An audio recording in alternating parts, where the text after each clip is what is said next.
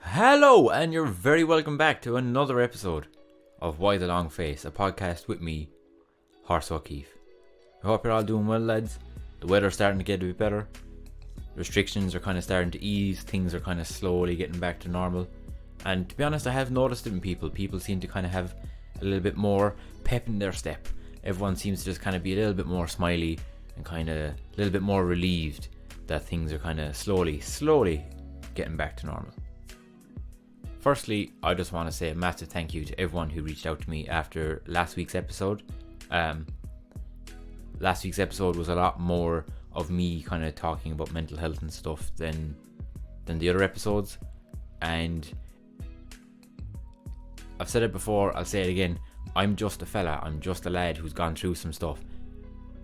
And the fact that so many people came back and either thanked me for saying it, or people genuinely said that what I was saying made sense or that it helped, like, just thank you. Like, that's extremely beneficial to me. That's why I want to do this. That's why I'm setting aside time to make these podcasts, is to just get the word out there on whatever it is I'm trying to talk about, kind of mental health wise, just trying to destigmatize and just trying to help people. And if I can help one person, then that's great, because then those people can go on and help people, those people go on and help more people, and then eventually I'll cure the world, basically. But look, one person at a time. So this week I'm talking about school. I want you to get out the old bags, get out your books, lads. We're going back to school. I don't know, because I was actually only just talking about it with one of the lads during the week about like school and the pros and cons of school and my opinion of school now versus when I was there. So I'm just going to talk a bit about like my experience in primary school and secondary school, touch on college. Like I said most of my college stuff last week, but I'll touch on it again.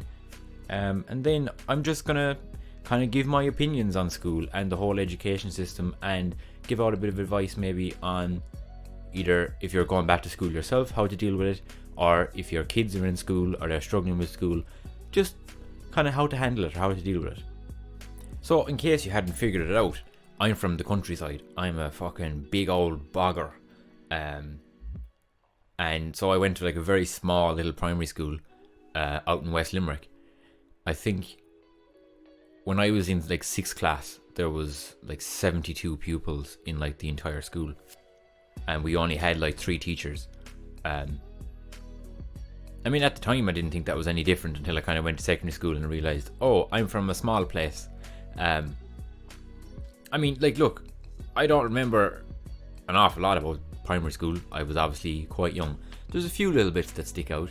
I think the main story that sticks out, when I'm trying to figure out a way of saying it that doesn't make me sound awful. When I was in junior infants, I cut off the tip of my best friend's finger.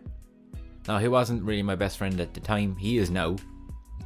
In a way, it was kind of like a little blood pact. We're like blood brothers, but he just seems to do the bleeding. So basically what happened was, little Owen, little horse, had to go to the bathroom. So he went to the bathroom, and he went into his little stall, into the little cubicle, and I was told by my mother, don't lock the door because you're stupid and you mightn't be able to unlock it. So I didn't. I was sat down doing my business, and I heard someone else come in, and then the door was pushed in on top of me. I panicked. I kicked the door. I heard a scream. I finished off my business. I walked out, and all I could see was my friend on the floor and like a trail of blood, because basically I had caught the top of his finger in the wooden door. Now, it was basically clean off. It was kind of just hanging on just a small bit. He didn't lose it, like he still has it. So I mean, if anything, he's just being slightly dramatic. Like, he still has his finger. It's just got like a little scar there. But like I said, we bonded for life. But the principal obviously had to call his parents and my parents, and I think the principal was worried about me because I was like gone as white as a sheet, and she thought I was gonna like pass out, because as far as I was concerned, I thought I'd just killed someone. So it was pretty dramatic and pretty traumatic, but we survived, we pushed past it, and we're still friends today. So, moral of the story, sometimes all you need is to brutally hurt your friend and then you're bonded for life. I think the only other kind of major part of primary school that kind of sticks out in my brain is the communion. Like, the communion, lads, is just the biggest part of the year, like. Very, very important. But I remember more specifically in like the build up, because obviously you have the different jobs. So you have like the readings and the gifts and like prayers of the faithful, and then there'd be a few singers, and the singers basically have to be from the communion class, regardless of how good or bad the singers actually are. That doesn't matter. You just have to be in the class. So the teacher's way of figuring out who the good singers and the bad singers were was making everyone stand up in front of the class and sing a song. Again, regardless of how good or bad you were. And it was so weird, because it was like almost like this sort of X Factor-esque thing, but you're like, what are you, 9, 10, probably even a bit younger, and you're there singing this tune that you barely know, that you don't really care about. So like, it's kind of hard to give it socks when you're singing about Jesus or singing about whatever it was. But claim to fame, lads, I sang the Hallelujah for my communion, and I'd like to think I smashed it. I haven't watched it since, because I don't want to taint the memory, but in my head, like, all eyes were on me, and I gave it fucking welly, and I knocked it out of the park. Not only that, complete random other anecdote about my communion, it was one of the first times I ever made like a large group of people laugh, and I was like, oh yeah, I like this. I like attention. I like making people laugh. I like having something I've said like affected a wide group of people. So basically, the priest had just told the story of the Good Shepherd, standard communion story, like, and the priest then did like like when a comedian like starts interacting with the crowd. So he like took the mic off the altar, and he kind of came down, and he was like chatting away with all of us getting our communion, and it was like cool, 1-to-1. He was doing his thing. He knew what he was at, and so he was like, so like, lads, the Good Shepherd, he had a party once he found all his sheep, and like, what do you think he had at the party? You know, all the family laugh, because the priest is gas. He's asking silly questions to the kids. He's getting them involved. He's a great man. And like, so all my class were like, pizza and goujons and sandwiches or whatever. And then it came to me, and straight away I just said shepherd's pie, because duh. And the entire church started laughing. And from what I remember of the DVD, there's like a great pan around of like the entire church, and like the entire church are all in a weakness. So I pretty much knew then that like I wanted to be famous, and that I had the comedic gift.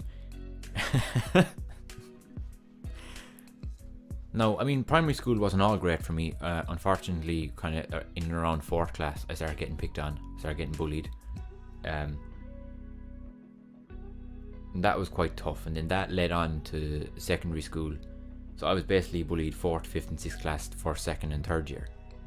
And like, that was really tough. And I was like, now looking back, like, that was really when a lot of my depression or my mental health problems started.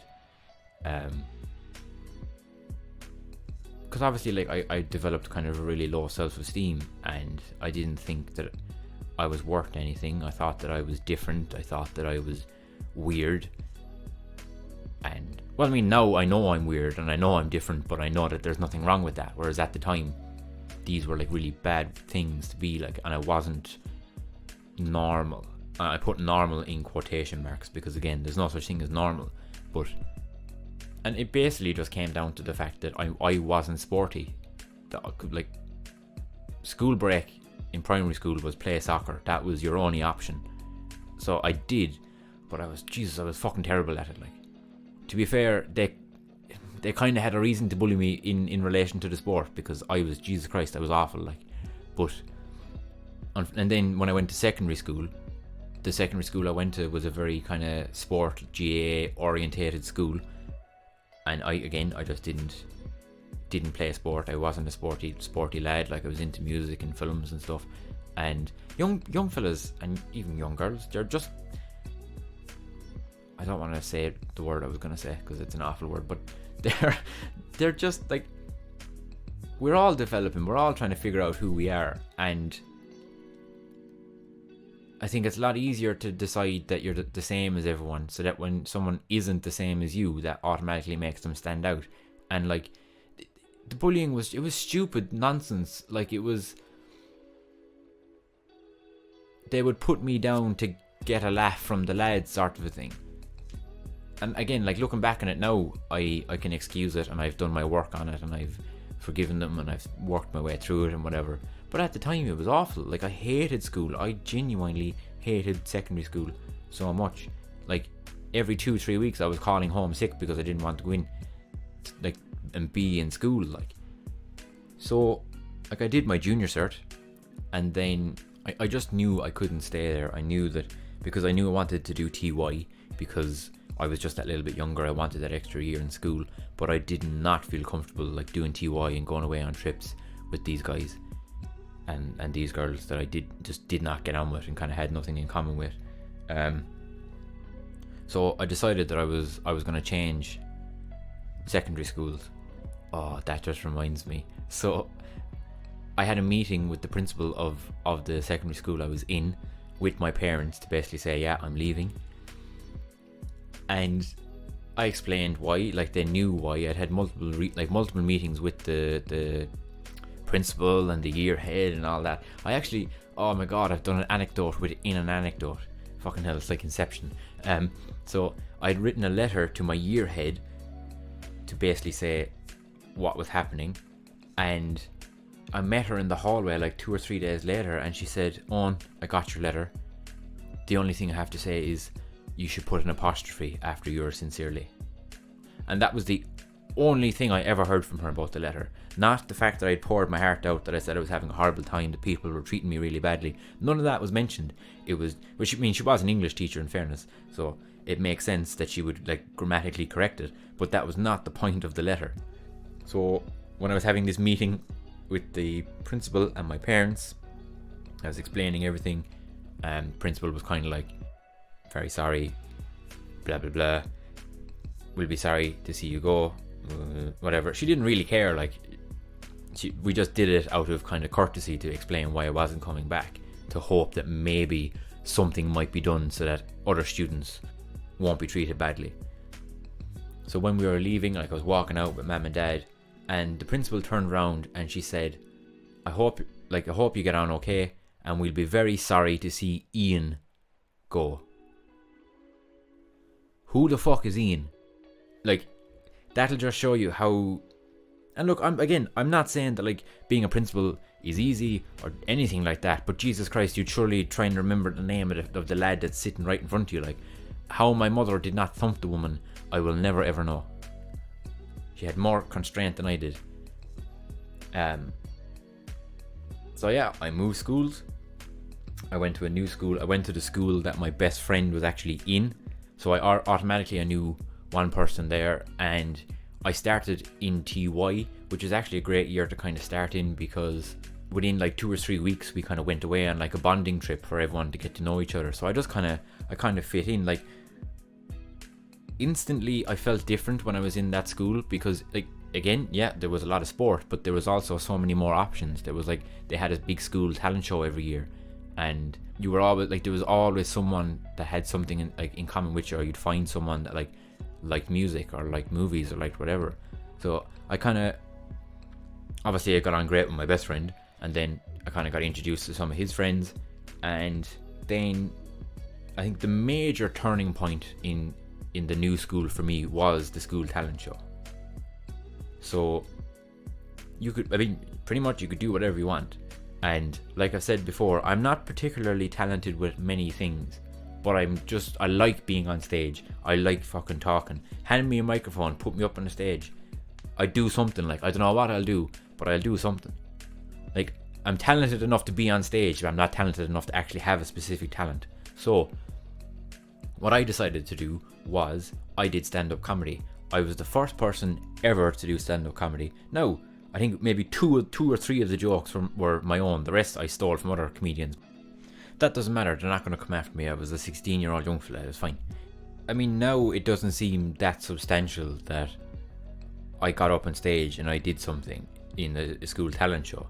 But like at the time, that for a little 16-year-old horse, that was a major accomplishment. I would have never done that in my other school, like ever. Not only that, but the TY class like had to do something in the talent show every year. It was just kind of like a rule, and my class didn't know what to do. And the main teacher that basically ran the entire talent show basically was like, lads, do something, do a play, do something, do anything. So that evening I went home and I wrote a little play. I think it was kind of like a Romeo and Juliet-esque type thing of a guy and a girl that were on two separate like football teams or soccer teams. And it was like a little 10-minute little play. So I like directed that as well as doing my stand-up, and that came second in its category, and I came first in the category. So I basically won first and second in the same category.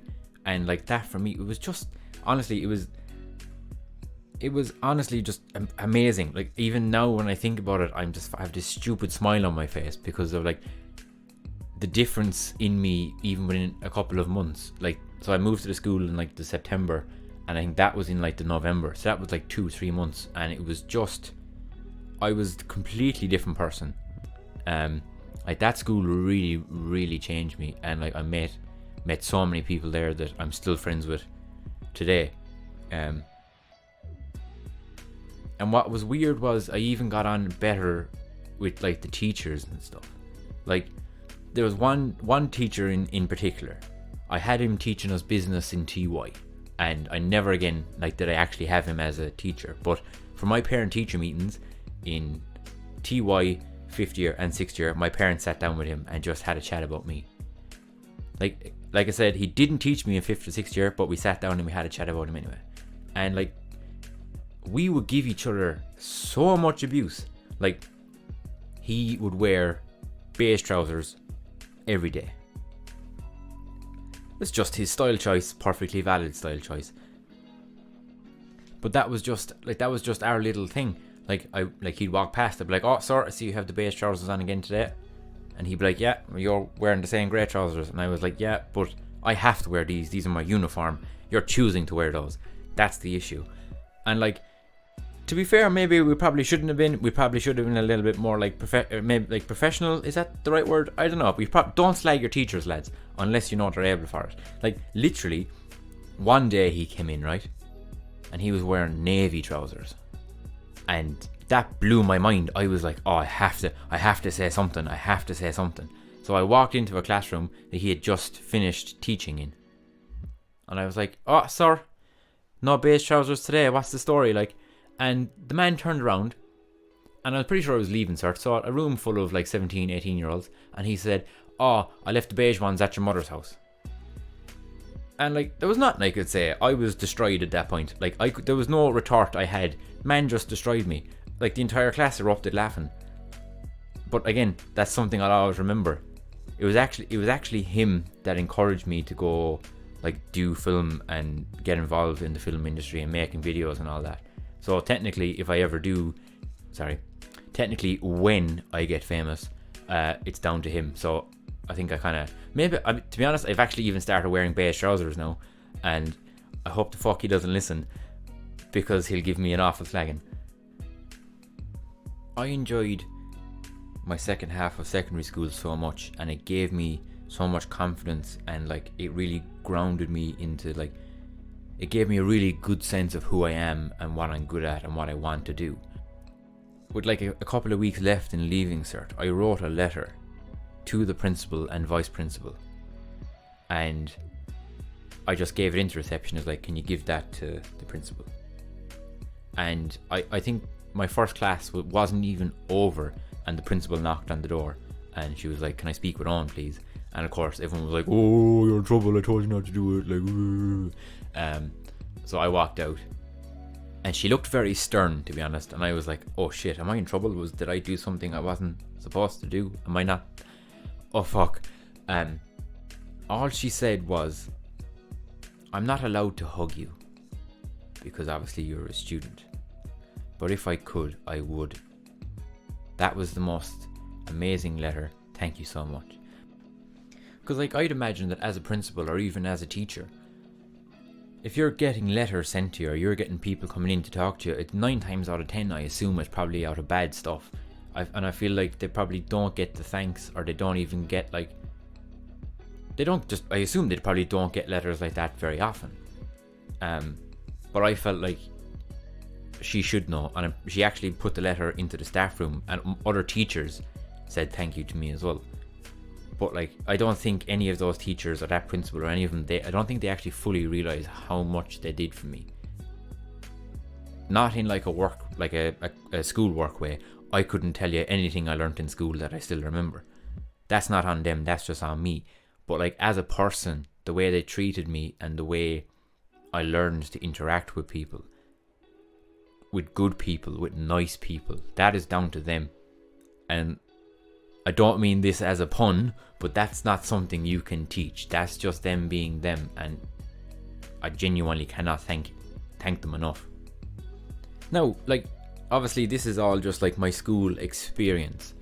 As far as learning and stuff goes, I was never bad in school, but I was never good in school either. I was just alright. I was grand. Every parent-teacher meeting from literally from first year to 6th year, all the teachers said the exact same thing. He's a good student, but he could do better. Now, when I went to the second secondary school, it changed to he's a great student, he could talk less, and he could still do a bit better. I don't think there's anything wrong with that, to be honest. I just, school learning wasn't for me. I'm going to talk about it a bit later on. But I always got on grand. School for me was just a necessity. I didn't necessarily care about anything I was particularly learning. But overall, I did really enjoy my second half of experience of secondary school. Just very quickly, I did go to college. Like I was saying last week, it was pretty much a write-off between COVID and the fact that my grandfather passed away. So my own mental health and stuff just throughout the entire kind of college time just wasn't the best. That's why I left.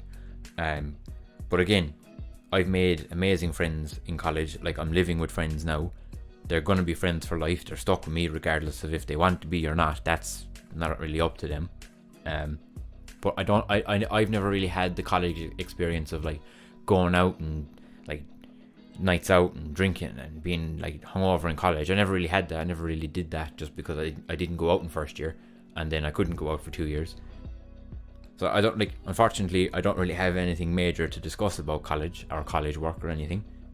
But overall, just college, again, the work was a pain in the ass, but the experience that I did have was quite good in relation to meeting people and getting to know people and kind of finding myself again a bit more, kind of finding my footing as to who I am and what I want from life. So now we're going to do my favourite segment, movie of the week, because it's basically just a way of me discussing one of the many films that I've watched in the past week. So this week I'm talking about Super. It's a James Gunn film. So James Gunn is the guy who directed Guardians of the Galaxy 1 and 2. He did the new Suicide Squad. He did that new show Peacemaker. He's one of these directors that has really found that really good grasp of mixing comedy into kind of everyday situations. So basically, Super is about a guy who is going through just a divorce, and he wants to get his wife back, and he decides that the best way to do that is to become a superhero. This guy has absolutely no powers at all. He just goes away, he starts reading comic books, he starts kind of working out, and it's completely absurd. He's not a good superhero at all. He goes around the place basically baiting lads with a wrench. It has Rainn Wilson, who's the guy, he plays Dwight Schrute in the American version of The Office, if you haven't seen that. and then his sidekick is played by Elliot Page. It's just like, it is honestly, it's just a completely absurd, completely random movie. It's kind of like Kick-Ass, but not as serious as Kick-Ass. It's just it is just a comedy. Like, I was genuinely wetting myself at many points. Like, because I'm a big nerd, I've watched a lot of superhero stuff, but never in my life have I watched a superhero film where a guy turns around and says, "Shut up, crime." Like, that little line is just perfect. It's so funny. It's so, because it's like every superhero wants to have a good catchphrase, and he works so hard at having a catchphrase, but it's just really stupid. I mean, it is quite graphic, in fairness. If you don't like kind of blood and gore, it's probably not the best thing for you to watch. But if it does come up on your radar, I would highly recommend you watch it. It is just a great laugh. So I'm gonna go on a slight little rant now. I'm not ranting at the teachers, I'm not ranting at the principals. To be honest, if anything, I'm ranting at like the education board, but I'm not. I'm just talking in general about my issues with school. So what we actually learn in school, I don't feel like that's any way beneficial to us going forward in life. I feel like school should definitely be setting you up for just being an adult, like dealing with life things. Like, never in my life have I used Pythagoras' theorem. I couldn't tell you a word of French now. I couldn't tell you basically any of the words in Irish that I learned. Like, I couldn't tell you any of the poems or anything of that I studied in English. Like, even the English, like the English curriculum in general is a bit stupid. So for poetry alone, you have to learn 6 poets and 6 poems by each poet. That's 36 poems, which is fucking madness. Never mind like the play and the book and the like all the other bits you have to learn. Plus, that's only like, that's just paper 2. Paper 1, you have to do a comprehension and you have to do a short story. No, the short stories, in fairness, I was always very good at, but that's just because I have a good imagination. But like the rest of it, I was fucking shocking. And like, even like the fact that they were saying like, so for your play we did King Lear, I think, can't fucking remember, and like you're like, okay, so you have to write 4 to 6 pages about what you're on about, and it could have been like fucking, I can't even remember now, like the symbolism in King Lear, like what it's all about. Like, I could write that in 3 pages, and that's not me bragging. I'm just, when I'm writing, I'm very matter of fact. I'm not really arty farty. I can't make shit go on for ages. Like, I kind of very, this means this means this means this, done, 3 pages, how's it going? But like, an examiner would look at that and be like, oh, he doesn't know what he's talking about. And like, none of that is relevant to life. Like, I hated maths. Jesus Christ, I hated maths with a passion. Probably because I wasn't good in it. I wasn't good at it, so I didn't try, and then I didn't try because I wasn't good in it. But what does any of that maths have to know, unless you're going on and being an accountant and or whatever? But even again, you would just do business, you know. Like, maths was fine until they decided to put the fucking letters into it. Like, you know, it was just like, they should have been, because like I've tried to like figure out my paycheck, figure out taxes and stuff. I feel like that would be a lot more relevant. Now, I suppose you could always argue it doesn't matter what they're teaching you, because you don't like school, you won't listen anyway, it doesn't matter. Which is fair enough, but I would like to have had at least some sort of semblance or some sort of notion as to what the fuck was going on in life. Because like, you go from learning poems and French and Irish and fucking biology and whatever, and you go into college then, and you're expected to sometimes move out, you're expected to like fend for yourself. Like, again, it's fucking madness, because like, I was lucky enough that like, I happened to like cooking, so I knew. But like, I know lads, they didn't have a fucking notion how to cook, or just like what it meant to like how to function as an adult, how to like budget, how to do any of that. And like, if you didn't do business or you didn't do home ec, like, you wouldn't have a fucking notion. So I really think that they should try and change around the curriculum, change around the fucking Leaving Cert as well. Leaving Cert is honestly the biggest load of bollocks, and I do apologise for the amount of bad language I'm using, but it's something that I'm very passionate about. The amount of people I know who genuinely, like, their mental health suffered because of the Leaving Cert, And it's ridiculous. Like, we shouldn't have to, at 17, 18, be suffering for basically this set of exams that pretty much dictates the rest of our life, or at least the next couple of years of our lives. Like, because some people were like, came out of exams crying because like, I know I didn't do well in that has completely fucked my plans now. I won't get my number one course. And then like, basically they think that their whole life is falling apart. Now obviously it doesn't, like, there's options, but at the like 17, 18 is when you should be out enjoying time with your friends, learning about them, learning about yourself, not some sort of fucking Irish book that makes no sense for one thing and has absolutely no relevance to your life. Like, I spent hours learning how to talk about myself in French, how to say I'm going on holidays with my cousins to Spain. I don't have any cousins to go to Spain with. I wouldn't go to Spain with any of my cousins. Not there's anything wrong with them, but like, just like, I just wouldn't. Like, it's just not how my family dynamic works. Why the fuck was I saying that? Doesn't matter. I learned how to say it because I had to. And like, you were basically filling your head with all this knowledge, if you want to call it that. But if I went in now and I sat down and I did the exact same leaving cert, I would come out with way worse points because I didn't remember any of it. I was remembering it. That's exactly what the leaving cert is. It's a memory test. You're basically just putting all this information into your head so you can remember it for literally the space of 2.5 hours, to write it all out on a piece of paper, and then you're done with it. It's out of your head again, and it's just stupid. They really need to, one, think about what school should be about, and then two, fucking strip back half the shit, because the amount of stuff that we have to learn is honestly ridiculous.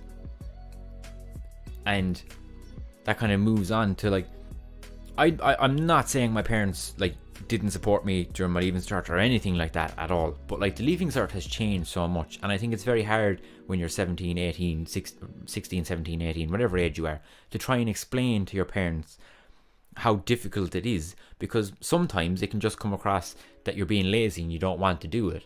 I think they don't necessarily realise how much there actually is to do, because that's not what the leaving cert was like when they did it. And I'm not saying that it's out of badness, it's not out of ignorance, it's nothing. It's just that times have changed and it's kind of hard to articulate and hard to explain what's going on. Like, I realise I went on a massive rant there with like loads of cursing and whatever, so I do apologise. Like I said, it's just something I feel quite passionate about, because on top of anything else, I think your mental health is the most important thing in life. Not school, not your job, not anything. But like, saying that, like, school wasn't all bad. I didn't hate all of school, and I didn't necessarily hate what I was learning, like all of what I was learning. Like I said, I really enjoyed English just specifically for the short story element. And I think that the fact that I didn't necessarily like what I was learning at the time, that was like, no, I hate school, don't want to go to school today. But looking back, school genuinely is great, and I don't want to, I'm not old by any means. I don't want to sound like but like, when you're in school, people will be telling you they're the best days of your life, and you're like, nah, like when you're in college and when you're working and you have money, like, they're the best days. No, I'm working now, I'm very happy, but I do miss a small part of school. Like, I got to see my friends 5 days a week for 3 solid years. Like, and again, unfortunately, due to COVID, like, there's some of those friends I haven't even seen since secondary school, just because people go their separate ways and people get busy. But in the moment, like, even going downtown for lunch, or like going to the library after school, just having the crack with your friends, I would genuinely give it, if I got the opportunity to go back to school for a week with everyone there, I would do it simply for the enjoyment of just being around my friends again. Because that's something that I 100% took for granted, that, oh yeah, I get to see all the lads again tomorrow. And then there was one day of school that ended up being the last day that I hung out with them all, and we didn't even realise it at the time. And again, it's not out of badness, it's just people get busy, people move on, people go different places for college, and it's just harder to stay in touch. But I genuinely would give anything to just have those moments again, like just driving. Like, one of the lads, he was the first lad to get a car, and he had a subwoofer in his car, and I have this very specific memory. We went downtown at lunch and we put the Killinascully theme song on the radio. Now, it's not a great tune, but through the subwoofer, the whole car was vibrating, and it was just fucking hilarious. Like, genuinely, we thought the car was going to fall apart. But that's just such a core memory of that time, and I love it. And like I said, I would give anything to just go back, just for like a week, just to experience that all again. So, firstly, this part is going out to anyone who is in school, whether you're in secondary school or college or whatever it is. And I'd probably get in trouble with your parents, but fuck it doesn't matter. Do not compromise your mental health for school or for college. And again, it's the same as most things I say, it's a lot easier said than done. But people put so much pressure on themselves about this essay needs to be perfect. Like, I'm going to spend 4 hours doing homework and 2 hours studying. That's no way to live your life, lads. It's not sustainable, and it's not good for you. You can't shut out every other aspect of your life just for studying for these few exams at the end of the year. Like, I'm sorry, but the leaving cert is not important. It's not. Like, yeah, fair enough, you can work, you can get your points, you can get straight into college. If you don't, you can take a year out, or you can do a PLC course that will then get you into college. There's other ways around it. If you do a bad leaving cert, it is not the end of the world. And I think that's one thing that people need to kind of realise, is that the leaving cert is not fucking important. What's important is you. What's important is your mental health, your headspace. Like, because especially with me, like biology, I did it because I thought it would be good to have a science subject. None of that went in, like none of it ever. Every class test I did, it was that I was only barely passing, and it wasn't from lack of trying. It was just, it's not my interest. It just wasn't going into my, like, it wouldn't go into my brain, like, at all. And like, there's nothing wrong with that, because depending on who you are and your interests and whatever way learning works for you, it's either just gonna go in, like, you'll understand it, or you just won't.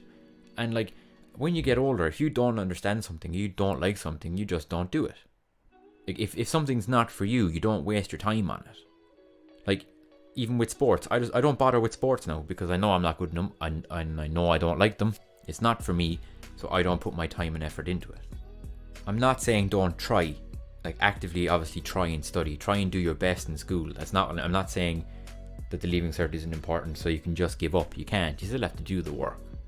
But if you've been sat there for 2 hours, 3 hours trying to do something and it's just not working for you, that's the sign that it's nothing wrong with you, it's just the work, it's just not right for you. And then the opposite side of that is this bit is for like the parents or for anyone older who's trying to help someone younger with their schoolwork or with their college work or with whatever.